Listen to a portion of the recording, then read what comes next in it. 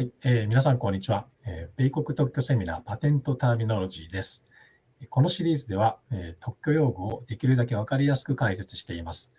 講師は、米国特許弁護士であるブライアン・エプスタインさんです。今回は、モジュールとユニット、そしてパートとポーションという、似ている単語の意味の違い、使い分けについて見ていきたいと思います。ではまず、モジュールとユニットというソフトウェア関連でよく使われる単語なんですが、これらについてブライアンさんにご解説いただきます。So, Brian さん、module and unit are used in many software claims. Do you have any thoughts on that? Yeah, so for Japanese claim interpretation, the JPO permits purely functional claiming. You can claim it as a means, you can claim it as module, you can claim it as unito, you can claim it however you would like. And when it comes time, my understanding is that when it comes time to interpret the scope, you're necessarily limited by the disclosure. So for the US, we use a different style of claim interpretation.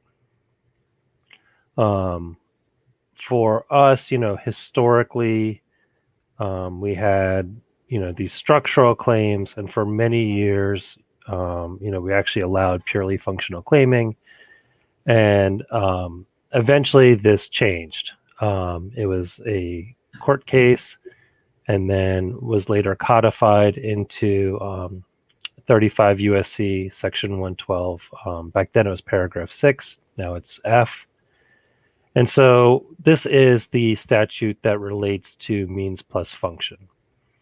And so we can still, so in America, we can still use phrases like, means for processing. And it appears that the scope of that claim is any means for processing. However, we actually limit that as a purely functional element. And so therefore the patentee is limited to the corresponding structure in the specification and its equivalents.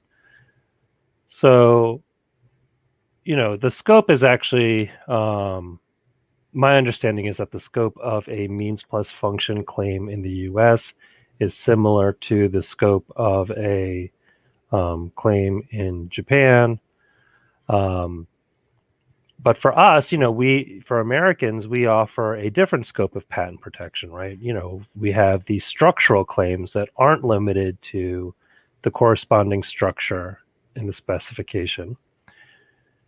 And so we must determine if a particular claim element is functional or not, because we need to know, whether we need to look in the specification or not.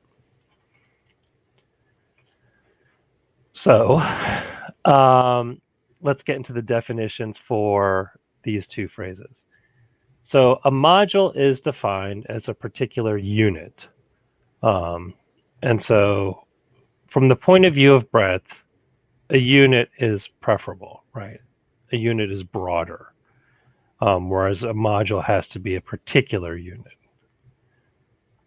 The important part, though, is that both of these phrases are likely to be interpreted as means plus function under 35 USC section 112F. And so, they're not really that different. And so the best solution to determine, which phrase to use is to consider the applicant's intent. What do I mean by that? So, for example, you might consider claim breadth. Earlier on the slide, I pointed out that a module is a particular unit. And so if the applicant wants something broader, maybe unit is better. Are we trying to cover software or not? Maybe a module makes more sense in the context of a computer implemented invention. It kind of depends on how the specification defines module or unit. But we're trying to figure out which word to use here. Another consideration is, whether there is some art-specific term. In particular, whether there's a third option, right? Maybe module and unit are, not relevant to that art or have a particular meaning, and you want to use a different phrase like, I don't know, circuit or something. So, to kind of summarize this one section, they're about the same. It just kind of depends on what, the applicant intends to cover with this subject matter.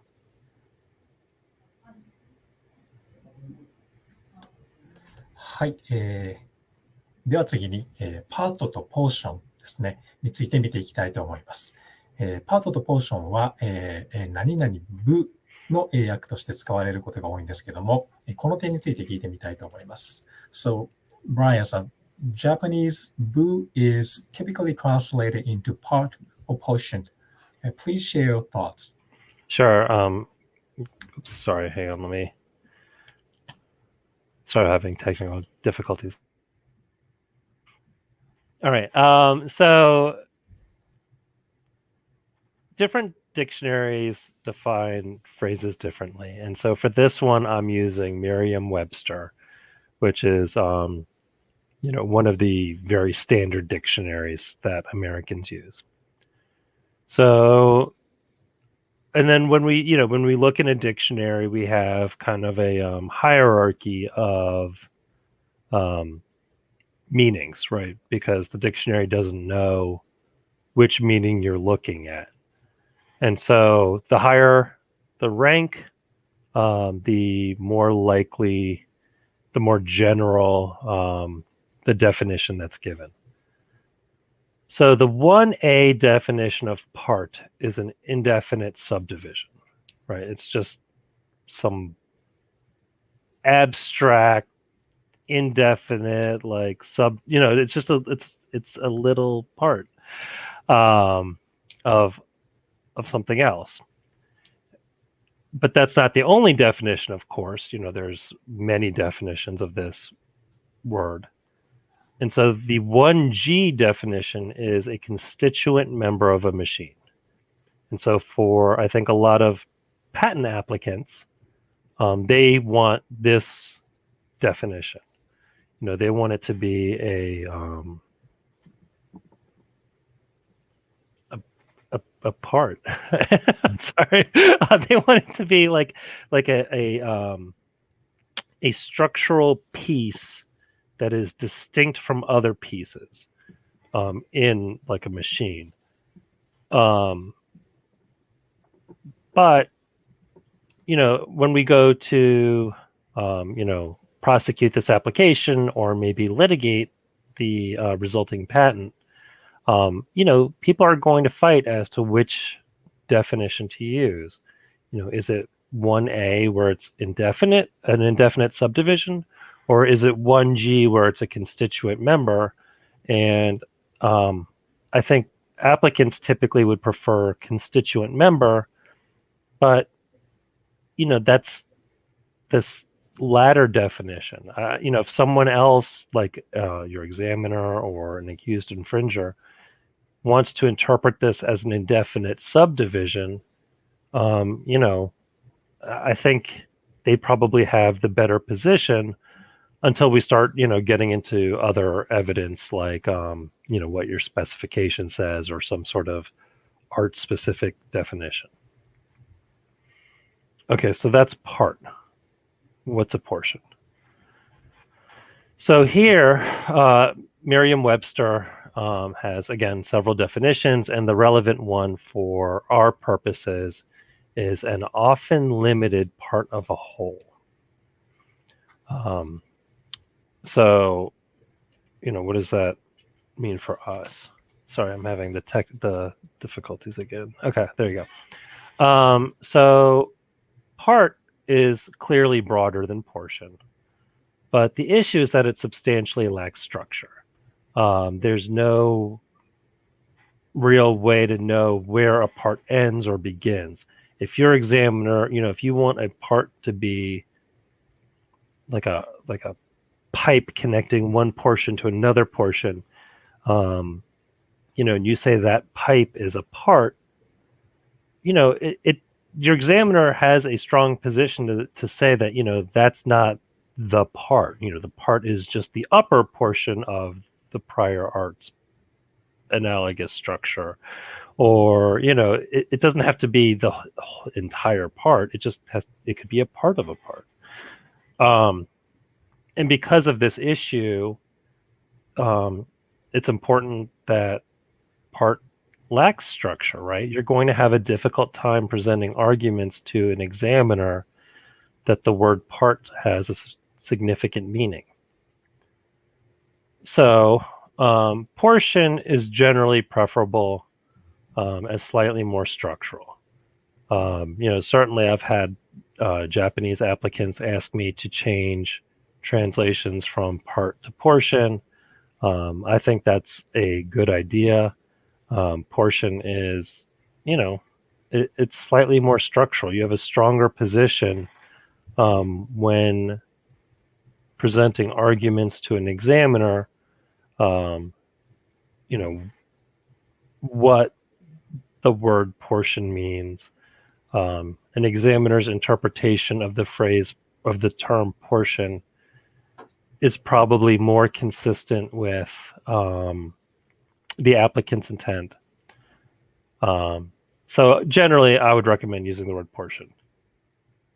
The problem is that both terms, both part and portion, present issues under broadest reasonable interpretation. If your examiner says, that the portion isn't just only the portion that extends from the base, it's a boss of a surface or something. If they say it's not just the extending portion, but this other portion that this other area that includes the boss, I think they have a pretty reasonable position. So we're really trying to, take advantage of the slightly more structural aspect of portion, just because, like I said, you get a more consistent interpretation by your examiner.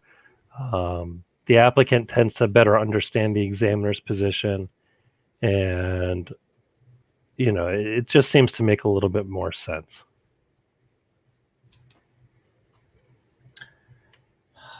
はい、ブライアンさん、ありがとうございました。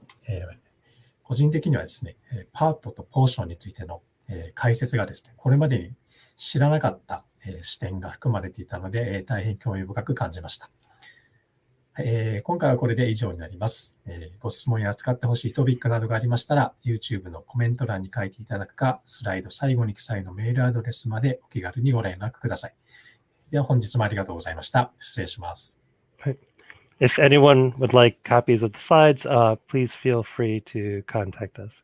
ありがとうございました。スライドがご希望の方は、ブライアンさんにお気軽にご連絡ください。はい、ありがとうございました。